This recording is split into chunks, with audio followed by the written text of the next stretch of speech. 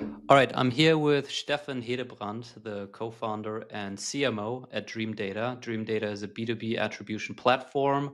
You guys are 60 people with offices in Copenhagen and New York. You raised a Series A 2.5 years ago. And you're very prolific on LinkedIn, but also a bunch of your team members, Laura, is very active on LinkedIn, who I've had on the show before. So I definitely wanted to have you on.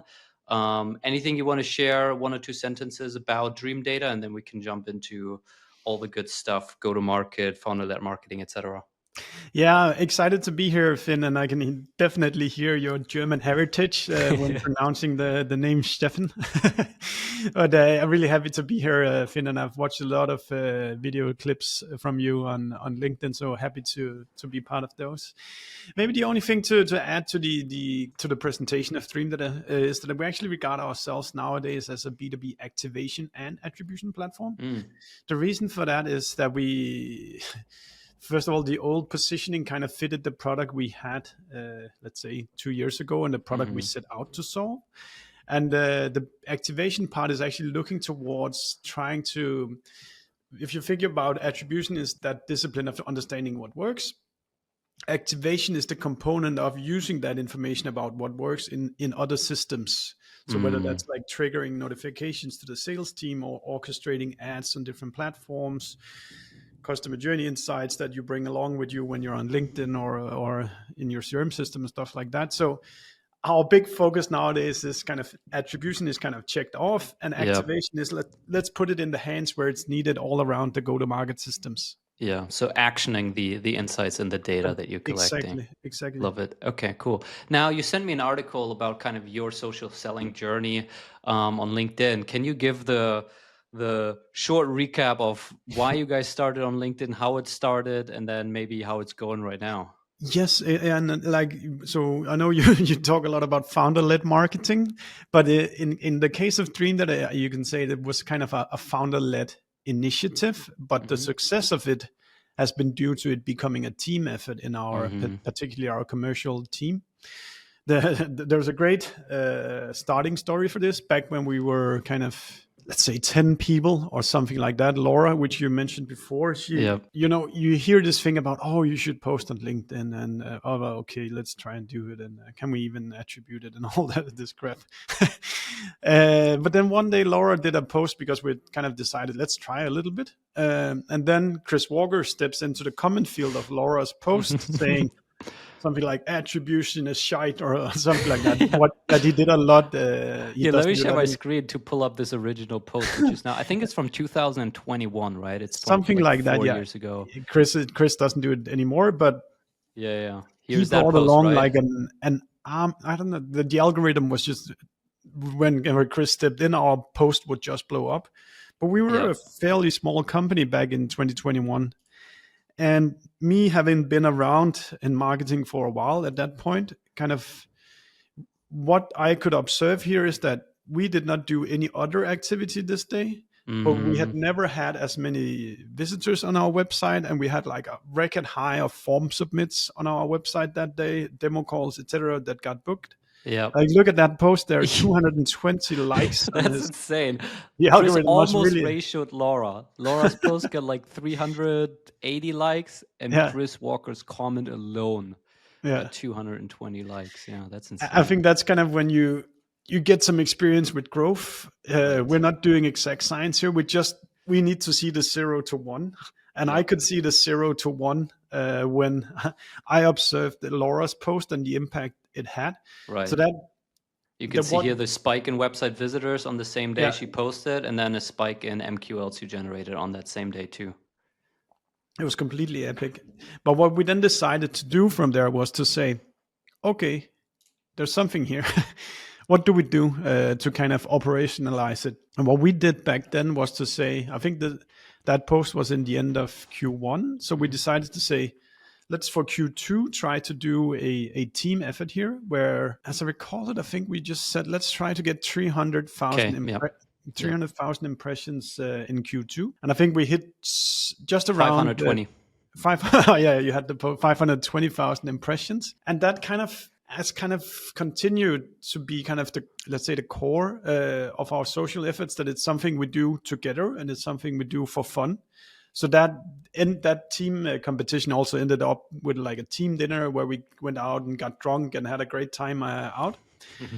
But we kind of led it to kind of, okay, let's create a channel on Slack where we can share the posts. If somebody gets a comment or somebody sees something exciting, share it in that channel so we can kind of support each other. And ever since then, it's always been about the team effort here from us, because is posting on LinkedIn a marketing effort? Yeah, it probably is. But like Laura is in sales and she's been posting almost every day for 2 or 3 years now. And she's a huge part in the awareness that is being created about Dreamdata. But it's not just Laura. MC, who just moved out of Dreamdata to what's it called now? SaaS. She had went from like 2,000 to 12,000 or 15,000 followers or something like that. So a lot of our employees have really contributed strongly to it, and so much that when we do have kind of real proper product launches we want to do in our little bubble, the B2B marketing bubble on LinkedIn, we can do like we have a good circumstances at least to do like a takeover day whenever we really want to go big.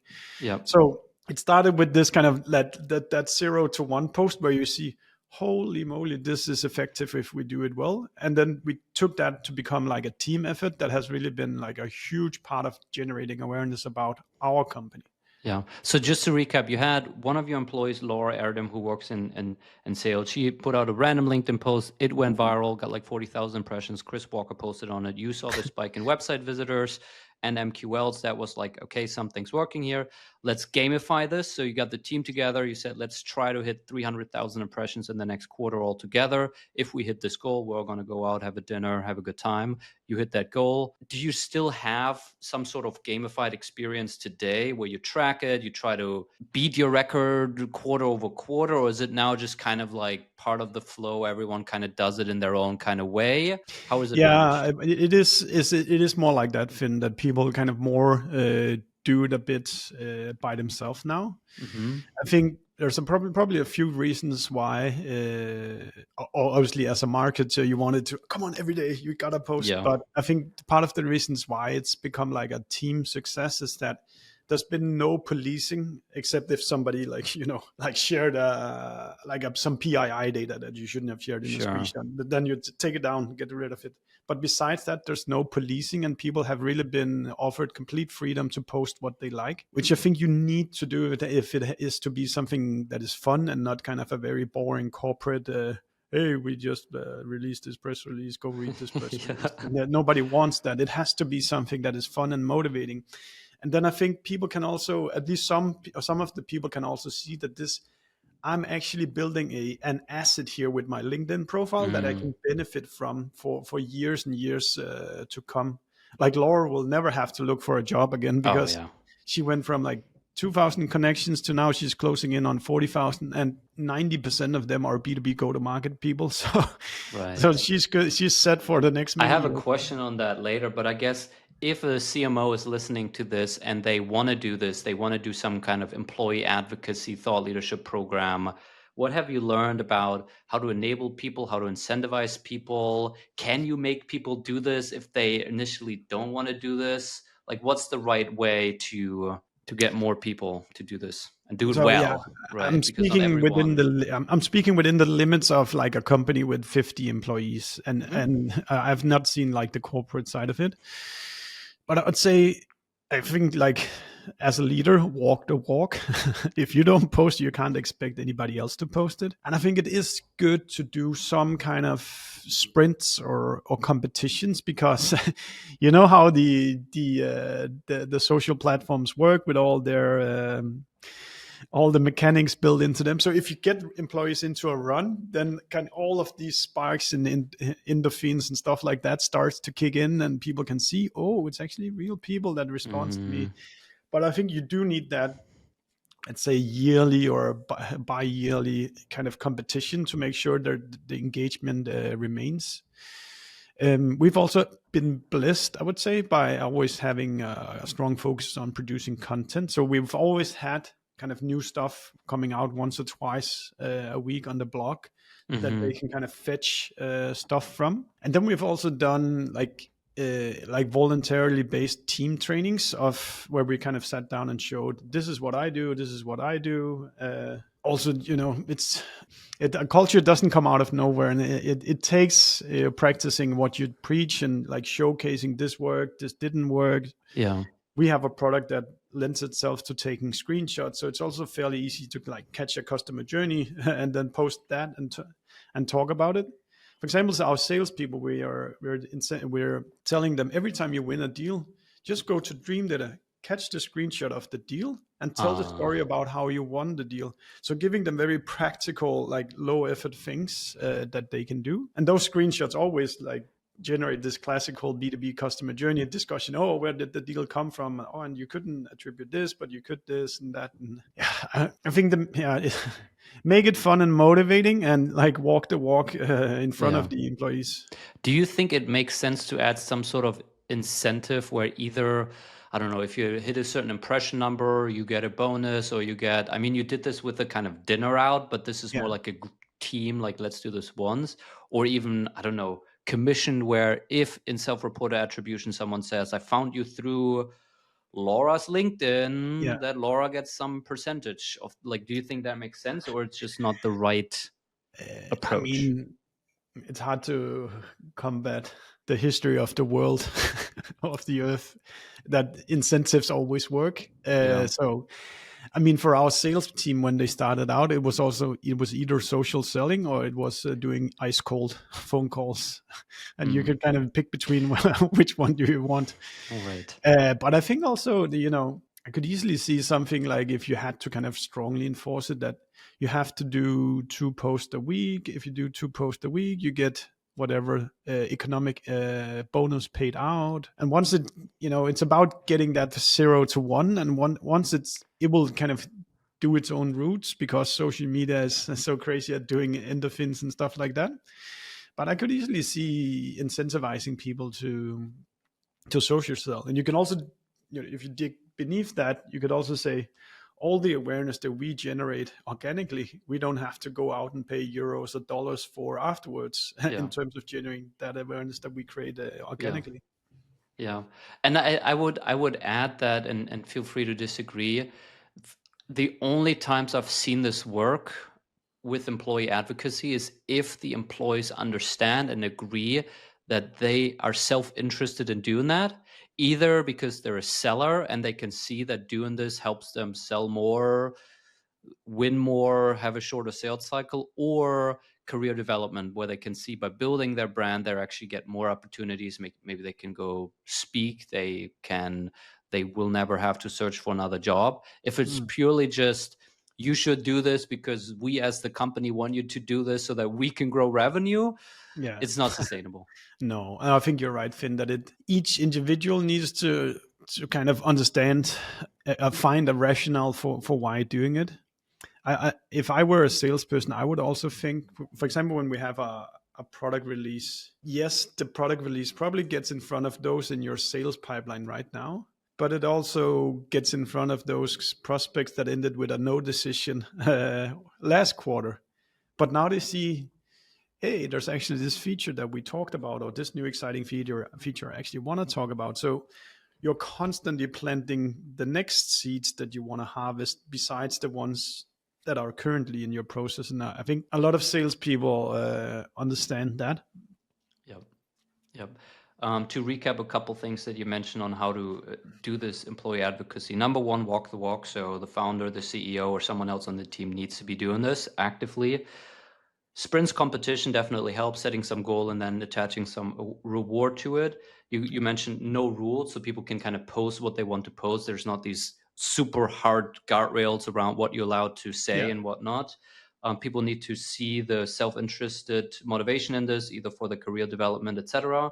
You have constantly new stuff on the blog, resources that people can use, share. So it's like fodder for the content. And then you also do internal team trainings, I'm assuming hosted by you or by Laura, other people who are already successful with this, sharing what's working for them, what's not, etc.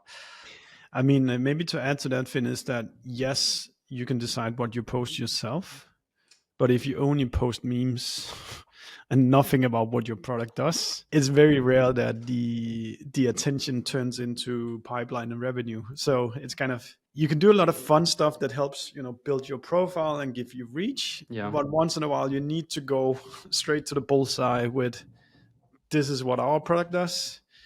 This is the latest feature. Yeah. We're releasing this thing, because then people sneak into your DM afterwards and say, hey, actually, the thing you posted here, can you show me a bit more of it? So you can't just be about reach. It also has to be within kind of the umbrella of what your product does. If you were talking to a CMO and let's say, B2B SaaS, 50 people, mid-market, ACV, and they wanted to do this either founder-led, so they want to build their founders, their CEO's brand, or a Yeah. complete employee advocacy thought leadership program, how would you advise them on how to set a timeline and a goal for this project? Because obviously, or program campaign, because obviously this ties into attribution, posting organic content, you can't perfectly attribute it. Like, what should you be looking at and over what timeline to verify whether you should keep going, kill it, double down? Yeah. I think this is one of the, you probably see that as well, Finn. This is kind of one of the hard arguments to get away with. A couple of things. So, like in Q1, we just released a new benchmark report that, amongst others, contains the average customer journey length in B2B, which was 211 days, which is massive. Which means, like, as we're speaking here in May, like the clock's running out for people who've never heard about you to buy your product this year. Of course, that's an average, and there's all sorts of non-science things about it, but it's real data, it's real averages. So B2B is going to take a long time. That's number one. But and then social media posting like this doesn't lend itself as easily to attribute as other disciplines. So a couple of things that I at least think about is, one, you need to establish like a bank of qualitative evidence that this is nice. Like every time you get comments, likes, engagement from ICPs to your companies on your post, or not every time, but a lot of times where you get these, make sure to take the screenshots to save in some kind of folder. Whenever you have like best selling posts where like they go and get a lot of impressions, make sure that the whole company sees them, because then they start to get a feel of that when it's not just for fun, we're actually doing a post here and it actually gets in front of a lot of different people. And then I would say maybe the last thing is to also to understand that this is, accept that this is when you measure social selling, what you mostly get is leading metrics. So that is kind of how many people viewed this post, how many people viewed this post. It's not about I posted and then somebody bought, because that link is just going to be very, very hard to prove. You can, of course, there's courses you can go down to try to amplify the importance, as you said yourself, self-reported attribution, where people write that I saw you on LinkedIn. If you're recording your calls, it might get mentioned as well. But in general, I would say look at your social selling efforts as kind of growing awareness that will translate to business, and make sure that the audience of this awareness are exactly the people that you want to have as customers in your business. Because you have this saying of, I think LinkedIn pushes the 95-5 rule. So let's say you have 10,000 accounts that you're targeting. At any given time, only 5% of these accounts, which would be 500 accounts, would actually be in market right now. So there's also a limit to how many of those will show up at your doorstep right now, because what you do is just not a project for them right now. How am I doing on this, Finn? You must be in these arguments or discussions frequently. No, well. I love it. I think the problem often becomes, especially as you go to bigger companies, like people understand the kind of logic and the common sense around, clearly we're building awareness because we're getting impressions, and then you can verify that we're getting impressions from the right people because you can see who's liking and commenting, etc., and you can see whether or not these people are ICPs.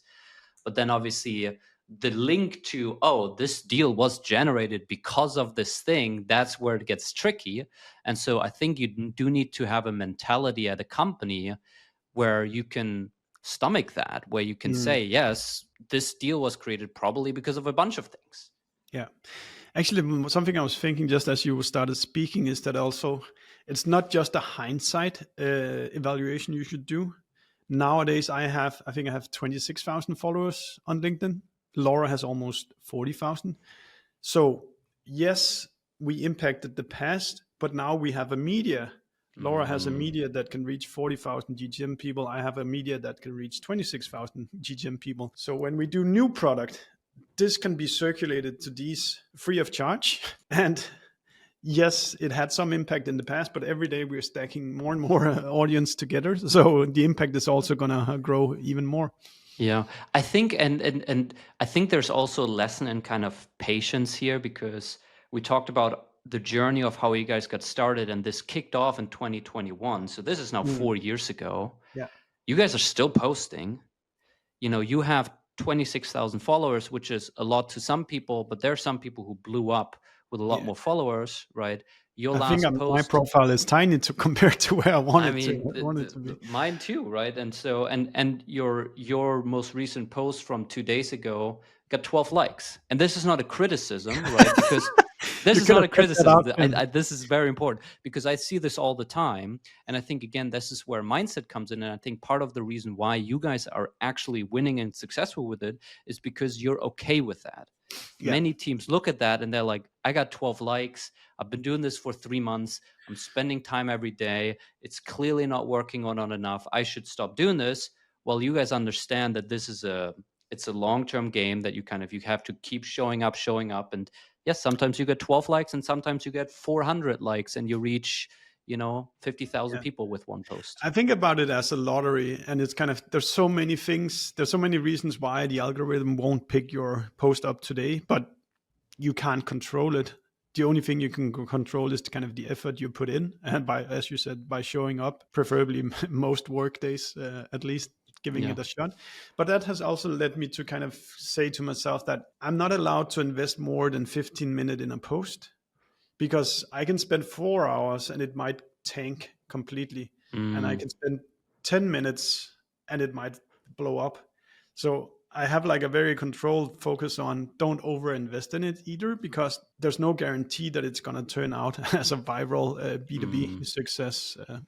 Interesting. I think this is probably one of our points of disagreement, but I love it. Say more. I think I agree with you that you cannot control it, but you also said the only thing you can control is the input of the quality of insight. And I do think spending 2 or 3 hours on one post, if you properly spend that time actually thinking something through and researching and pulling up data and making an argument and really structuring it, you increase the quality of the insight. And now that post might not do well, but I think you're increasing the likelihood that it will do well. And I think people like Gal Aga, I don't know if you follow him, are kind of the case in point on this, where, I mean, he's growing by 5,000 followers a month right now. And he's transparent about spending 2 to 3 hours per post. You're absolutely right, Finn. I was thinking about the two Fletch PMM guys, Rob and Anthony as well, and they clearly invest a lot of time in it, but most of their posts also then take off. So I should have said, for me, it works constraining me to 15 minutes per post, roughly. Yeah. And for others, they hit a niche where the niche really appreciates that you clearly have invested a lot more time than just 15 minutes. I think just to go deeper on this, because this is a pattern that I see more and more, I do feel like the way forward, as LinkedIn is becoming more and more saturated and more people are doing it, and more legit people, used to be that it's just a bunch of random coaches and consultants and freelancers are posting. Now there's a lot of CEOs and founders of legit companies putting out content, real thought leaders, where I think about it as there's a scale from 0 to 10 in terms of content quality, right? And even though that's kind of subjective, you can think about it as a 0 is just noise, while a 10 is a complete solution to a big burning problem that your ICPs have, and it's non-obvious, and it's providing lots of new additional information that weren't previously privy to, it is quite easy for a person like you, who is a founder, who's been running a company for many years, who's in this space for many years, to write, let's say, a 7 out of 10 post in Yeah, just 10 minutes. I would agree. It's very But much a it's a power muscle that law. you need to train. And I think it's becoming more and more, especially with the algorithm being less follower based and more kind of topic. It's becoming more of TikTok, where you can post something and even with only 500 followers go viral.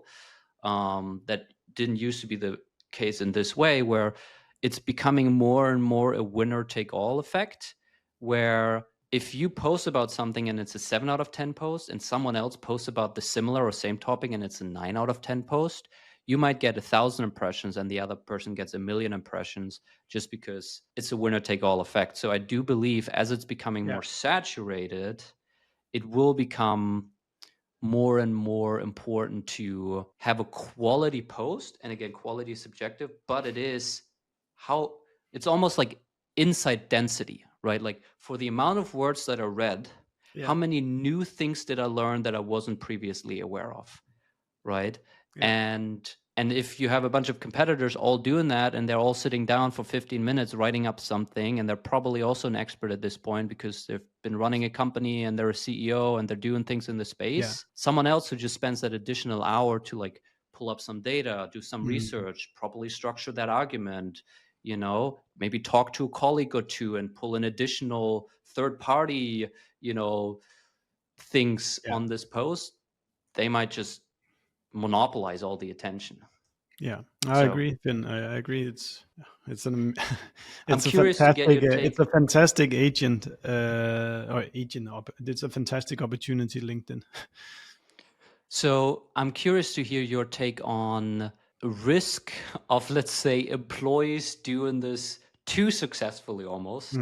Where, I mean, we talked about Laura.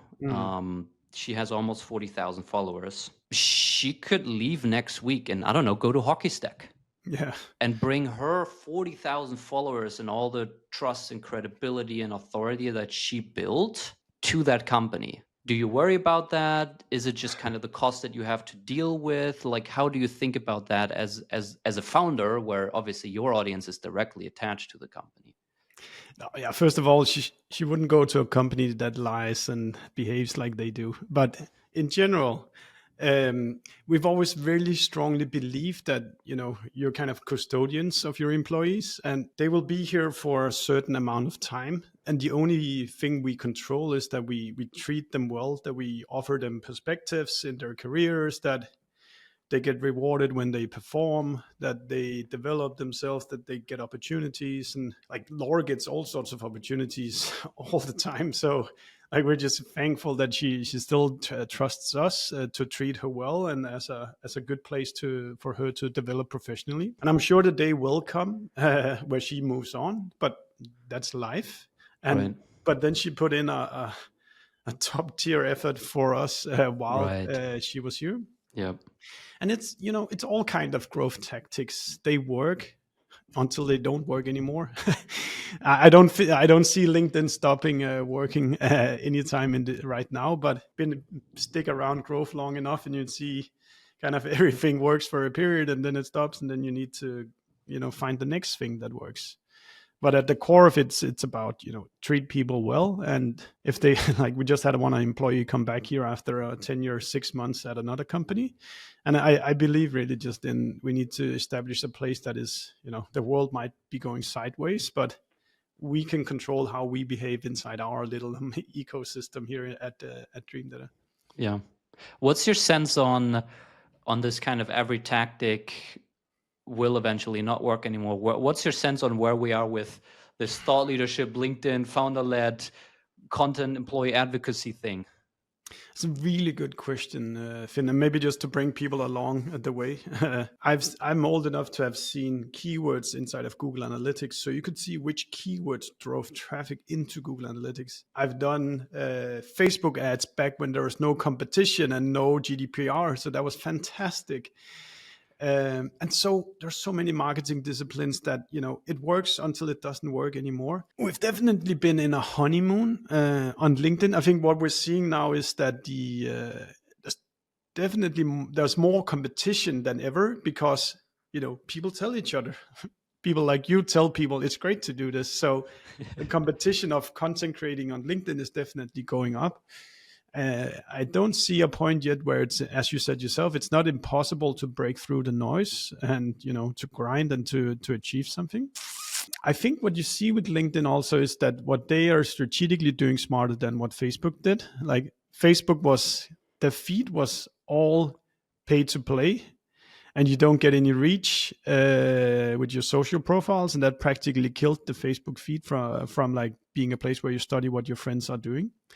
LinkedIn, on the other side, they make you pay for running ads, but the posts you do organically, if you do it as a person, can go wildly organic. So the algorithm is incentivizing you to continue posting as an individual, whereas posting as a company doesn't really take you many places.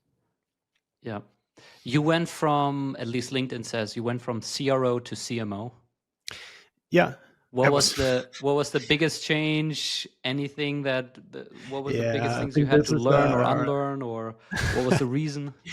it was when we started Dreamdata, it was like Lars, Ole, and I. Ole, he used to be like the CTO at Trustpilot. Lars used to be the CPO. I used to be a head of marketing. So Ole kind of, okay, I'm taking the technology. I was like, okay, if I'm taking the commercial things, and Lars was just, okay, I guess I take everything else. What I then learned is that like along the way of from going from pre-seed to seed to Series A, is that like I can sell Dreamdata, but I'm not a sales leader. I don't understand how to run the processes. I've gained massive amounts of respect for the craft of actually selling, qualification frameworks, structuring sales teams, running pipelines, sometimes whipping, sometimes carrot, all those things. I can just sense I can't feel a passion for it. But whenever we're talking marketing tactics, like we're talking here, I'm constantly interested in learning more. I'm constantly trying to figure out what's working. So I think I've learned along the path of beginning Dreamdata is that I'm a marketer by heart. That's where my passion is, and I'm good. I can sell our own product one-on-one, but I'm not passionate about running a sales team. So I think that's the short story about it. Yeah, makes sense. How do you think forward facing? I mean, first of all, I guess definitely what I see and what I hear in conversations, that the MarTech space, the go-to-market tech space, is getting more and more crowded, more solutions popping up, attribution being one of those areas, but also others. Obviously, there's the whole vibe coding and people spinning up little tools on their own quickly. How do you think about future facing, how to sustain a moat, how to build a moat, how to keep winning in a world where there's more and more competition? How do you think about it? Whew, that's a tough one, Finn. I guess one of the first things that I see happening, or which has been happening the last 6-12 months, is that AI rules out the validity of doing generic stuff during average level stuff, because everybody has access to the same LLMs, and they spit out generic stuff. You mean like generic SEO optimized blog posts? Yeah, you know, anything content related that does generic. So you cannot, if you want to break through the noise nowadays, you really really need to think a lot about your positioning, who you're for, what your product does, what does the landscape look like, how exactly do we express what we do compared to how our competitors think about it. Content, I think we've seen, like in Q1, we released this LinkedIn benchmark report. I think it's a good example of what it takes to stand out in marketing. That we built this benchmark report on our own proprietary data, built from like hundreds of B2B companies' customer journeys, and how LinkedIn is part of that. This is data that no other company in the world has, because this is our customers. And then it took a data scientist to sit and generalize the data, and us in marketing to try to look for the stories, and then also trying to visualize it so other people will understand this story. And then when we put these things out on LinkedIn, people jump on them immediately because, as you said before, this is truly unique content that we've developed that you couldn't get anywhere else. And those things are getting really sucked up nowadays, where if you do like a random post about, hey, this is how we drive growth or revenue, and doesn't really get into the details of what's happening, then people will just completely ignore you. Which kind of comes back to the kind of 7 out of 10, 10 out of 10 insightful content. The AI can within seconds spin up, I don't know, 5 out of 10 or 6 out of 10 Yeah. pretty good average looking content. So that's not gonna.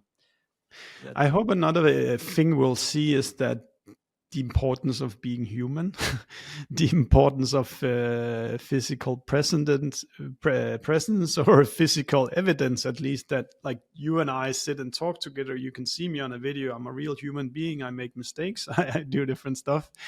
And then there's others who just sit and hide behind like text-based posts. Mm-hmm. I think they will get ignored over time because people don't trust that it's just not an AI that sits and spit out content on their behalf. Mm. It might also be communities where they're gated from bots. So these are only like human verified communities. Or, in the fall, we hosted trying as part of our product launch, we rented out a cinema and watched Gladiator 2 together with our customers and prospects and friends, and gave like a 5-10 minute presentation of this new feature. But everybody in the room there met each other, mingle, and all of that was facilitated by us and a complete non-AI experience. So I hope that the return of humans will come at some point. But I don't know, it's hard, and it's almost like nowadays with AI, you both need high volume and high quality to have a chance of winning. If you think about your marketing budget, your marketing activities as a portfolio where you're allocating resources to different programs, activities, etc., what are, number one, some of the validated working things that are just a large driver of your growth that you keep doubling down on or keep investing? And then two, what are some of the bets maybe that you're running right now where it's not yet verified that it's working, but you're putting some allocation there to try new things? Yeah, I think just for context, we're how many? I think we were like 6 people in marketing or something like that at Dreamdata. So it's a very scarce team compared to what we need to achieve.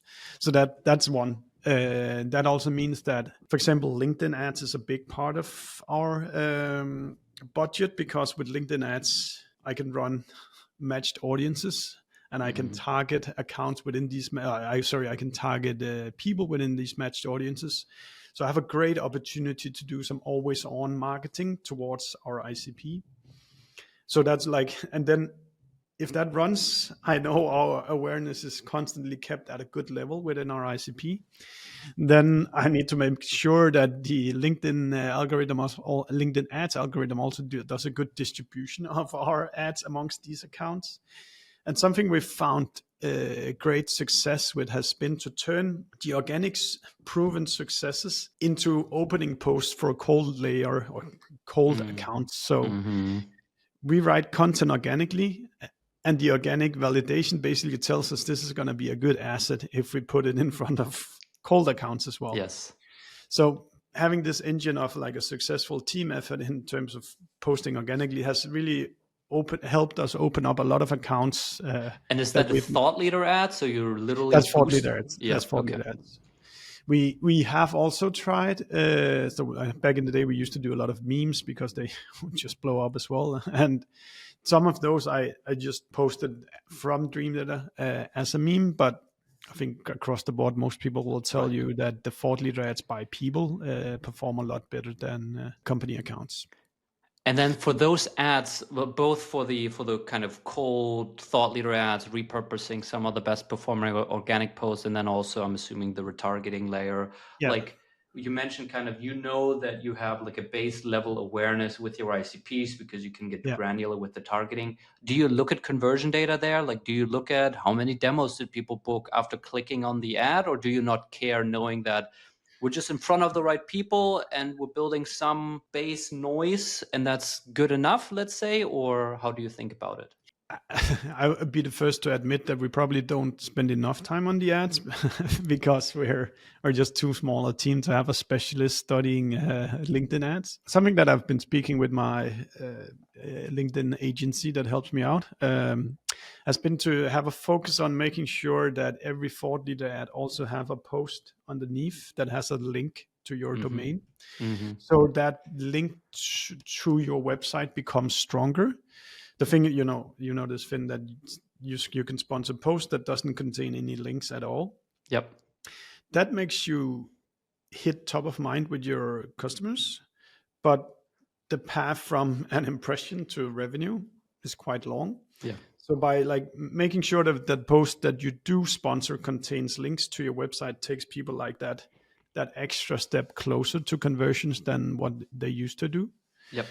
But yeah, LinkedIn being Dreamdata being a LinkedIn marketing partner, we actually get account level data out of LinkedIn's API, so we can see all these thought leader posts up on journeys, and that's what kind of gives me the confidence that running this tactic makes a lot of sense. So it's not, I don't have to be old school conversion focused of submit this form, because the ads API tells us on this day Finn's post got served in front of this account. Yep. Love it. So you would say the LinkedIn ads plus the LinkedIn organic is your biggest kind of workhorse, let's say, when it comes to... Yeah, and maybe just to those that don't know our go-to-market that well, inside of LinkedIn, we also have a weekly LinkedIn live show, which we're calling a show nowadays, which we're quite proud of. And I think we have a very integrated way of bringing this into like our broader go-to-market. So we run a weekly LinkedIn live show. We get guests that are relevant for our ICP, which is B2B marketers. Like I had April Dunford last week, and she has 80,000 followers. Yep.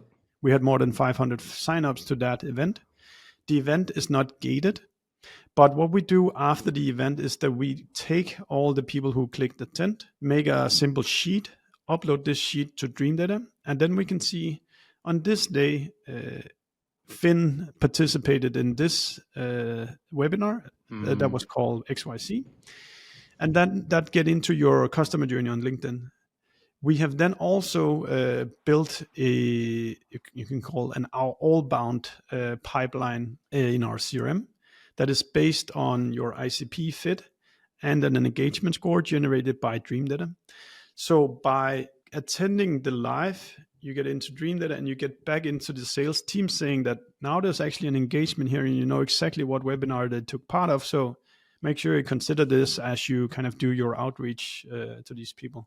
And you score them, so someone who might have attended 2 webinars and clicked on 3 ads gets served higher than someone who just attended 1 webinar, I assume? Yeah, like there's a threshold in terms of engagement rate, and so our salespeople never do anything ice cold. They only act signal based. So only act on. What do you think is the right threshold? Because I've thought about this question, and obviously there's no right answer, but I'm curious what you think kind of might make sense as a threshold. Yeah, we're actually releasing an AI signals product in Dreamdata this month, where kind of the AI will tell you exactly when to reach out. But I would say kind of attending a live is by no degree a hand raise to say, I want to buy your product. Yes. It's I would wait until you see people coming to your website, you see people checking out pricing, maybe comparing you on G2 with other vendors, etc. I think it's fine enough to use that engagement that you participated in this April Dunford live to say, hey, cool, I just saw you participated in the live, and then leave it at that and see whether they reply.